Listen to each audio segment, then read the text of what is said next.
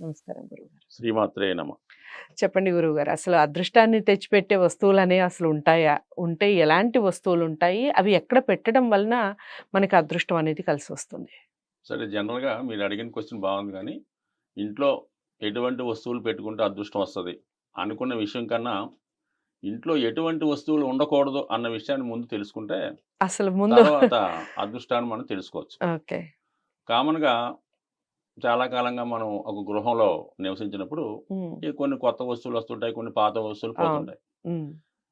పోయినప్పుడు ఏంటి కొంతమంది మన పెద్దవాళ్ళు ఏం చేస్తుంటారు, ఏదైనా ఉపయోగపడద్దో ఏంటో అని దాన్ని అటక మీదో దేని పక్కనో పెడతా ఉంటారు. హ్మ్. హ్మ్. ఎప్పుడైతే ఒక వస్తువు ఒక సంవత్సర కాలం పాటు దాన్ని మనం ఉపయోగించలేదో, హ్మ్. ఆ వస్తువు ఆటోమేటిక్‌గా నెగెటివ్ ఎనర్జీ వస్తుంటదనమాట. అంటే ఓకే. పాత ట్రంక్ పెట్టెలు అనుకోవచ్చు, లేదా పాత గొడుగులు అనొచ్చు, ఇరిగిపోయిన కుర్చీలు అనుకోవచ్చు. హ్మ్. హ్మ్. కొంతమంది దాస్తూ ఉంటారు. హ్మ్. అది హ్మ్. ఉపయోగం లేదు గానీ పక్కన పెడతారు. అవి ఆటోమేటిక్‌గా నెగెటివ్ ఎనర్జీ ఒక సంవత్సరం తర్వాత అంతా ఇబ్బంది పడుతుంటది కాబట్టి, ఎట్టి పరిస్థితిలో కూడా మనకి ఈ వస్తువు అక్కర్లేదు అంటే గొడుగు ఉందనుకోండి, వానాకాలంలో ఉపయోగిస్తాం.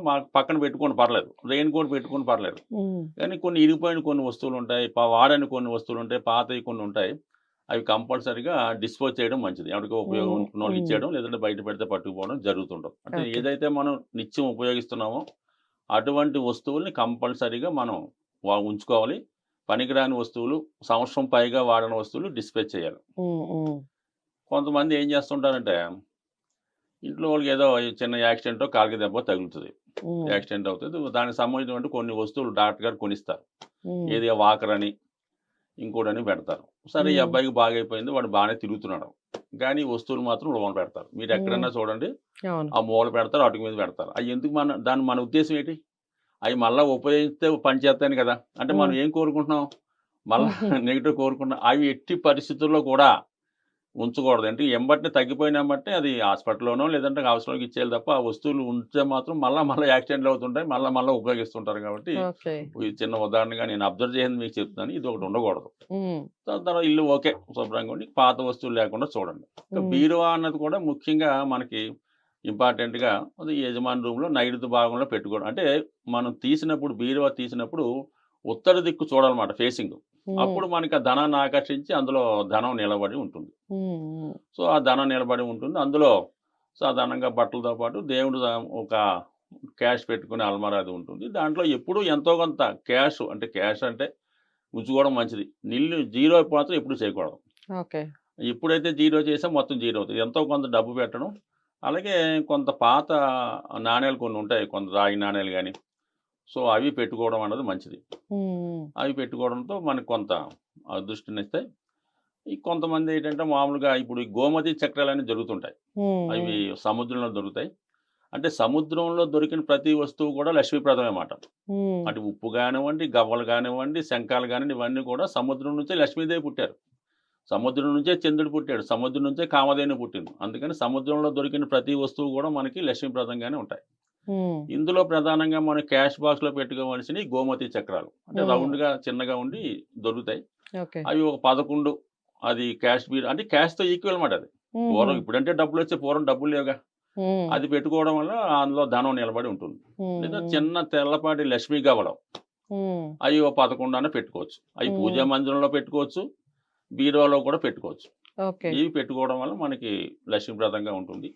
కంపల్సరీగా ఈ శుక్రవారం నాడు మనం ఇల్లు కడిగేటప్పుడు మాత్రం ఆ వాటర్‌లో ఈ కల్లుప్పు ఉంటది గదా! సముద్ర ఉప్పు. అంటే హ్మ్. అన్ని హ్మ్. ఆ ఉప్పుని కలిపి చేయడం వల్ల అది కూడా లక్ష్మీప్రదంగా ఉంటుందన్నమాట. ఓకే. సో, ఇవి 2 అలాగే దక్షిణావృత శంఖం అని ఉంటుంది. అది చాలా హ్మ్. లక్ష్మీప్రదమైంది. అది చిన్నదన్నా మార్కెట్‌లో దొరికితే అది చేసుకోవడం వల్ల, అది పూజా మందిరంలో పెట్టడం వల్ల అటు శివుడు, అటు విష్ణువు అందులో ఉన్నట్టే ఉంటుంది. ఆ దక్షిణావృత శంఖం కూడా ఖాళీగా పెట్టకూడదు. అందులో బియ్యం పోసి గాని, హ్మ్. వాటర్ పోసి గాని పెట్టుకోవాలి. అందుకనే శంఖంలో ఓకే. మనకు తీర్థం ఇచ్చేవారు. అంత పవిత్రత దానికి ఏర్పడుద్దనే కదా అర్థం. హ్మ్. ఆ దక్షిణావృత శంఖం కూడా చాలా బాగా పనిచేస్తది. అంటే ఓకే. ఈ దొరికే వస్తువులు కొన్ని దొరకనివి ఉంటే మనం ఏం చేయలేం. హ్మ్. ఈ దక్షిణావృత శంఖం కూడా పెట్టుకోవడం మంచిది. కొంతమందేంటో పెద్ద శంఖాలు కూడా దొరికితే పెట్టుకోవచ్చు. ఏ నిరభ్యంతరంగా పెట్టుకోవచ్చు. పూర్వకాలం హ్మ్. అది ఉండేవి. అప్పుడప్పుడు కొంతమంది శివుడికి పూజ చేసేవాళ్ళు దాన్ని ఊదుతూ ఉంటారు కూడా శంఖం. శంఖం హ్మ్. అన్నది కూడా చాలా లక్ష్మీప్రదం. ఓకే. సో, అది కూడా బ్రహ్మాండంగా పెట్టుకోవచ్చు. దాని తర్వాత అద్దాలు. హ్మ్. ముఖ్యంగా ఇరిగిపోయిన అద్దాలు మాత్రం ఎట్టి పరిస్థితిలో కూడా వాడకూడదు. ఓకే. చాలా పెద్ద మీకు డ్రెస్సింగ్ టేబుల్స్ ఉంటాయి. బీరువాకేమో అద్దాలు ఉంటాయి. హ్మ్. ఏదో కారణాల వల్ల కార్నర్ ఇరిగిపోతుంది. మనం అంత అద్దం పారేలాగా అది ఉంచుతారు. అదే హ్మ్. ఇంట్లో అనర్థానికి కారణం అవుతుంటుంది. హ్మ్. ఎట్టి పరిస్థితుల్లో కూడా ఇరిగిపోయిన అద్దాలు, పగిలిపోయిన అద్దాలు పెట్టకూడదు. హ్మ్. అద్దం అన్నది శుక్రుడికి సంబంధించిన సింబల్. లక్ష్మీదేవి స్వరూపం కాసి అద్దం ఎప్పుడు కూడా నీట్‌గా ఉండాలి. దాన్ని హ్మ్. రోజు కూడా తుడుస్తాడు. మీకు కిటికీకి ఉన్న అద్దాలన్నా సరే, మొఖం చూసుకున్న అద్దాలన్నా సరే తళతళ మెరుస్తూ ఉండాలి. ఈ ఓకే. అద్దాలు నీట్‌గా ఉంటేనే మీకు అందులో మీ ఇంట్లో గృహం బావుంటది. అద్దం మాసిపోయి ఉంటే మాత్రం మాసిపోయినటువంటి అద్దంలో కొంతమంది మొఖం చూసుకొని బొట్టేది పెట్టుకుంటుంటారు. అది హ్మ్. కూడా చాలా అనర్థానికి కారణం. ఓకే. సో, మీరిప్పుడు చాలా వరకు బయట షాపుల్లో గ్లాసులతో పెడుతుంటారు. మీరు ఆ షాప్‌కెళ్ళగానే అద్దాలు నీట్‌గా ఉన్నాయనుకోండి, కంపల్సరీగా వ్యాపారం బాగా జరుగుతున్నట్టు. కొన్ని హ్మ్. మసిపట్టిపోయి ఉంటాయి. ఇక వ్యాపారం దివాళాకెళ్ళిపోద్దని అర్థం మాట. So, okay. ఇదొకటి. పడక గదిలో ఎట్టి హ్మ్. పరిస్థితుల్లో కూడా అద్దం పెట్టుకోకూడదు. హుహు. అంటే మనం పడుకున్నటువంటి మంచానికి మనం అద్దం ఫోకస్ చేసిందనుకోండి, మన తల గాని, బాడీ గాని, కాళ్ళు గాని ఏది తగిలినా కూడా ఆ పార్ట్‌కి కనీసం డ్యామేజ్ అవుద్దన్నమాట. ఓకే. కాళ్ళు మనకి అద్దంలో కనబడుతున్నాయి. మనం పడుకున్నప్పుడల్లా ఒక 6 నెలలకో, సంవత్సరానికో కాలు యాక్సిడెంట్ అయ్యి కాలికి దెబ్బ తగులుతది. హుహు. ఆ తల కనబడుతుందనుకోండి, ఓ 2 సంవత్సరాలకో, 3 సంవత్సరాలకో బ్రెయిన్ ట్యూమరో, బ్రెయిన్‌కి వచ్చిన ఇబ్బందో కలుగుతూ ఉంటుంది. హ్మ్. కంపల్సరీగా మనం మంచం ఎట్టి పరిస్థితిలో కూడా అద్దానికి ఫోకస్ చేయకూడదు. అసలు పడక గదిలో అద్దం అనేది పెట్టకూడదు. హుహు. ఇది కంపల్సరీగా నియమం పాటించాలి. ఇప్పుడు డ్రెస్సింగ్ టేబుల్స్ మరి ఉన్న పడకలు కర్టెనేసేయాలి. ఓకే. ఓకే. కర్టెనేసి మనం అంటే కనబడకూడదు మనం. హుహు. కర్టెనేసేసి మనం డ్రెస్ చేసుకున్నట్టు కర్టెనేసుకొని మళ్ళీ కర్టెనేసేసుకుంటే ఓకే. అందుకని హ్మ్. పడుకున్న దానిలో కనపడిందనుకోండి కంపల్సరీగా యాక్సిడెంట్ అవుతది. ఆపరేషన్ అన్నా జరుగుతది. అందుకని అది హ్మ్. జాగ్రత్తగా చూసుకోవాలి. ఓకే. అలాగే సాధ్యమైనంత వరకు పడక గదిలో కూడా దేవుడి ఫోటో పెట్టకూడదు. హుహు. అంటే అలంకరణ నిమిత్తం రాధాకృష్ణులే పెట్టుకున్నారు గానీ, ఇంక దైవం సంబంధించినటువంటి మాత్రం పడక గదిలో వెంకటేశ్వర స్వామని గాని, హ్మ్. ఇలాంటి కొన్ని హ్మ్. దైవ సంబంధించినవి మాత్రం పడక గదిలో పెట్టుకోకూడదు. ఓకే. అలాగే ఏంటంటే, ఈ జంతువులు హ్మ్. ఏదో గెద్ద పావుని ఎత్తుకుపోయినట్టు, లేదంటే ఈ పులి, సింహాలు దెబ్బలాడుకున్నట్టు పాత గృహాల్లో మనకు కనబడుతుంటాయి. హ్మ్. హ్మ్. అటువంటి యుద్ధానికి సంబంధించినవి గాని, హింసకు సంబంధించినవి గాని, అసలు ఇంట్లోనే ఉండకూడదు.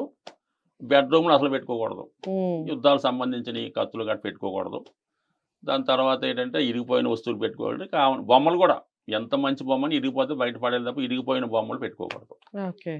సో, ఈ బొమ్మలు, ఫోటోల విషయంలో మాత్రం ఈ పావుని ఎత్తుకుపోయిన గెద్ద, ఈ ముంగిసలు పాము దెబ్బలాడినయి కొన్నుండి, ఇవి హ్మ్. పెట్టుకోకూడదు. ఓకే. అయి కూడా అవాయిడ్ చేయాలి. ఈ బెడ్‌రూమ్‌లో మాత్రం సాధారణంగా దేవుని ఫోటోలు లేకుండా మామూలుగా పెట్టుకుంటే చాలు. మామూలుగా ఏదన్నా ఈ సీనరీస్ అయి పెట్టుకోవచ్చు. అది మెయిన్ హాల్‌లో కూడా ఇయి పెట్టుకోకూడదు. సాధారణంగా మరి పెద్దవాళ్ళ ఫోటోలు కూడా కొద్దిగా పడమర, దక్షిణ కూడా పెట్టుకుంటే మంచిది. ఇంకా నెగెటివ్ అసలంటే ఇరిగిపోయిన ప్రతీది కూడా బయట పడేయాల. ఓకే. ఉంచకూడదు. దాని తర్వాత ఇంక మెయిన్‌గా వంటగది అనేది చాలా నీట్‌గా ఉంటది. బావుంటది. వండుకోని వస్తువులంటే కామన్ ఇదే. మనం ఉపయోగించి ఉంచుకోకూడదు. ఉపయోగం హ్మ్. లేనివి బయట పడేయాలి. ఓకే. అలాగే ఏంటంటే కామన్‌గా లెట్రిన్ అయి కామను. హ్మ్. ఏదన్నా ఈ సౌభాగ్య వస్తువులని కొన్నుంటాయి. అయి ఇంట్లో ఎప్పుడు కూడా అయిపోయిందని మాట రాకూడదు. దాంట్లో ముఖ్యంగా పసుపు ఒకటి. హుహు. వంటగదిలో గాని ఎప్పుడు కూడా ఇంక అయిపోయింది లేదన్న మాట రాకూడదు. ఓకే. అలాగే ఇంటి ఇల్లాలు కూడా ఏంటంటే ఏదో కిరాణా సామాను గట్టా తెచ్చినప్పుడు ఈ పసుపు అయిపోయిందండి అలాగ అనకూడదింక. అది హ్మ్. ఎప్పుడూ ఉండవలసిందే. పసుపొకటి, హ్మ్. ఆవాలొకటి హ్మ్. ఇవన్నీ కూడా ఎప్పుడు ఉండాలింక. మనం వాడిన హ్మ్. ఉండాలి. అలాగే హ్మ్. ఉప్పొకటి. ఓకే.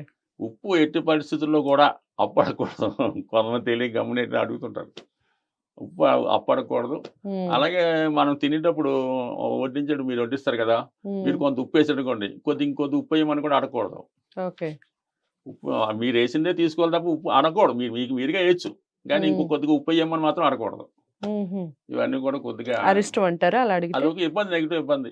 అది హ్మ్. మీకు మంచిది కాదు. మనకంటే అది రుణపడి ఓకే. ఉంటారని హుహుహు. అడిగి తీసుకోకూడదు. దాని తర్వాత చేత్తో కూడా ఉప్పు తీసుకోవడం అనేది అంత మంచిది కాదు. హ్మ్. సో, ఇది కామన్‌గా నమ్మినా నమ్మకపోయినా కొన్నుంటాయి. హ్మ్. అది నాకు పాటించడం మంచిదని అడుగుతుంటది. అలాగే ఏంటంటే ఓకే. శనివారం రోజు, బుధవారం రోజు ఈ ఆయిల్ ఇంటికి తెచ్చుకోవడం ఒకటి గాని, హ్మ్. మినపప్పు కూడా కొనకూడదు. ఈ ఓకే. 2 శనివారం, బుధవారం అవాయిడ్ చేయాలి. ఈ హ్మ్. చిన్న చిన్న నియమాలుంటాయి. ఇవి పాటించుకుంటూ చేసుకుంటే సరిపోతుంది. ఓకే. స్వస్తి. చాలా చక్కగా వివరించారు గురువుగారు.